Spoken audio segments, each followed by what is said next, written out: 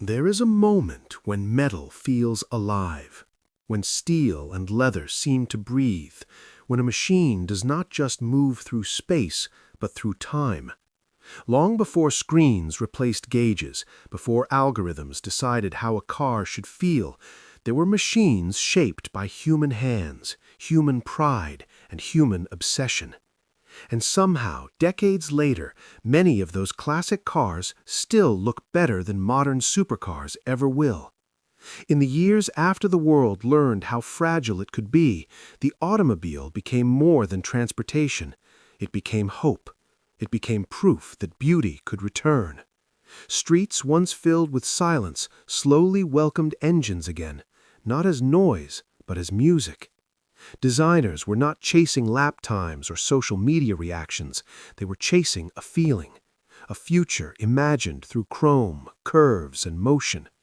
This was an era when cars were drawn by eye, not by software. A pencil line mattered. A curve was debated. The shape of a fender could take weeks to finalize because it had to look right from every angle, under every kind of light. Designers stood back, tilted their heads, and asked a simple question: does it feel alive? The answer was often yes. These machines were born in workshops that smelled of oil and metal. Factories echoed with the rhythm of presses and the steady hands of craftsmen. Many parts were finished by feel, not tolerance charts. Imperfections were not always flaws. Sometimes they were signatures. Every panel, every stitch, every switch carried the mark of the people who made it.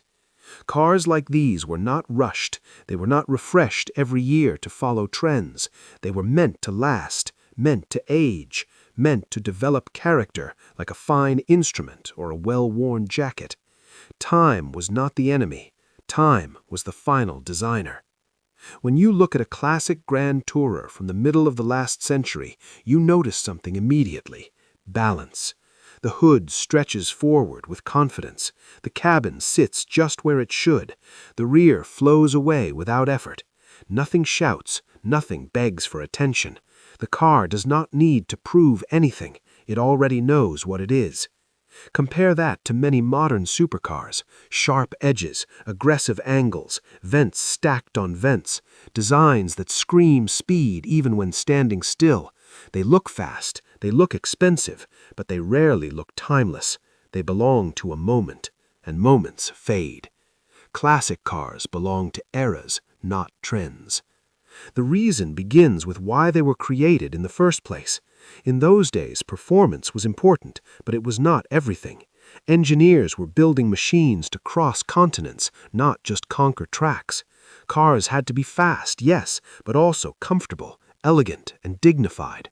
They had to make sense after hours behind the wheel, not just seconds of acceleration.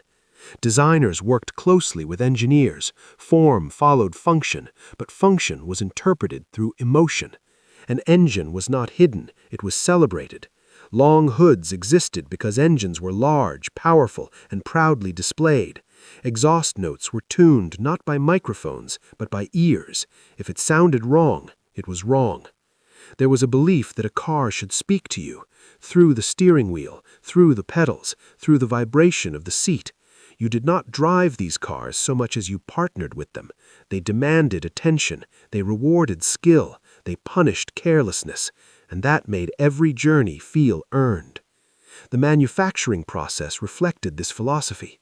Panels were often hand-finished, paint was applied with patience, interiors were assembled by craftsmen who understood materials. Leather was chosen not just for color, but for grain and scent. Wood was real wood, not an imitation. Switches clicked with purpose. Dials moved with resistance that felt intentional. These details mattered because they were felt every day. Even the imperfections became part of the experience: a slightly heavy clutch, a gear shift that required a firm hand, steering that told you exactly what the road was doing beneath the tires. These cars did not isolate you from the world, they connected you to it. When people drove them for the first time, the reaction was often emotional, not because of raw speed, but because of presence. The way the engine responded, the way the body moved through corners, the way the car seemed to shrink around you once you understood it. Owners spoke of their cars like companions, not products, and somehow the public noticed. These cars appeared in films, in photographs, in the dreams of a generation. They became symbols of freedom, success, rebellion, elegance. Parked on a street, they drew crowds, not because they were rare, but because they were beautiful. Beauty that did not need explanation. As decades passed, technology marched on. Cars became faster, safer, more efficient, and undeniably more complex. Computers took over tasks once handled by instinct. Steering became lighter, gearboxes shifted themselves, the connection softened. Modern supercars are miracles of engineering. There is no denying that. They accelerate with violence, they grip with impossible force, they achieve numbers once thought unreachable. But often they do so behind layers of insulation. The experience is filtered, refined, managed. You are protected from the machine. In a classic car, you are part of it. Visually, this difference is just as striking.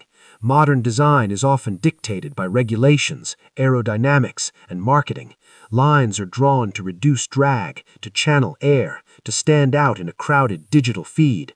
The result can be impressive, but it can also feel forced.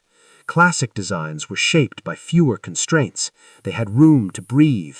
Proportions were guided by mechanical layout and artistic instinct. The result was harmony, a sense that every part belonged where it was. Stand next to a classic sports car at sunset. Watch how the light rolls over its curves. Notice how there are no harsh brakes, no unnecessary distractions. The shape tells a story from front to back. It feels complete.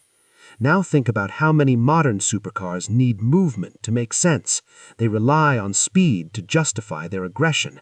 Parked still, they can look restless, unsettled, like animals pacing in a cage. Classic cars are comfortable at rest. They also age differently. Modern materials can fade quickly. Screens date almost immediately. Interfaces become obsolete. A classic interior, however, grows richer. Leather softens, wood darkens, metal develops a gentle patina. The car records its life in subtle ways. Each mark is a memory. That's why these machines still matter today. Not because they are faster, not because they are safer, but because they remind us of a different relationship with technology. One where humans led and machines followed. Where progress did not mean replacement, but refinement. Driving a classic car today is like stepping into another rhythm. Time slows. You plan your moves. You listen. You anticipate. You feel present in a way modern driving rarely allows. The journey becomes the destination again. And people notice. Even those who know nothing about cars feel it. They turn their heads. They smile. They sense something authentic, something honest. These cars have survived wars, fuel crises, changing tastes, and entire generations of innovation, yet they remain desirable, not as museum pieces, but as living machines, still driven, still loved, still admired. They have become legends not because they were perfect, but because they were human, designed by humans, built by humans, driven by humans who accepted their flaws and celebrated their strengths. Modern supercars may dominate the stopwatch, they may rule the spec sheet, but beauty does not live in numbers. Beauty lives in proportion, in restraint, in soul. And that's why even today, a classic car rolling quietly down a road can feel more powerful than the loudest, fastest machine money can buy. Because it carries with it the weight of time, the echo of an era, the memory of hands that shaped it and hearts that desired it. In the end, these cars are not competing with the future. They are reminding us of something we once understood, that progress is not always about going faster. Sometimes it's about remembering how to feel. And as the engine note fades into the distance, one truth remains. Long after modern supercars become outdated headlines, these classic machines will still be here, waiting, gleaming softly under the sun. Proof that true beauty does not chase the moment. It endures.